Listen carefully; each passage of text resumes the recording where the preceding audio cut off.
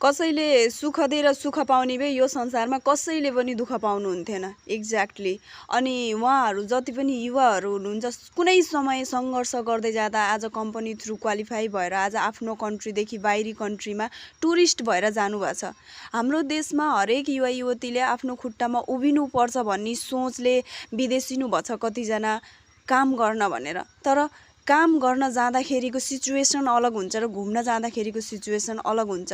मान्छेको जिन्दगीमा समस्याहरू हरेक तरिकाको आउँछ। त्यो समस्यालाई कसरी समाधान गर्ने, त्यो समस्यासँग कसरी ट्याकल गर्ने विचार सोच विचार हामीमा हुनुपर्छ।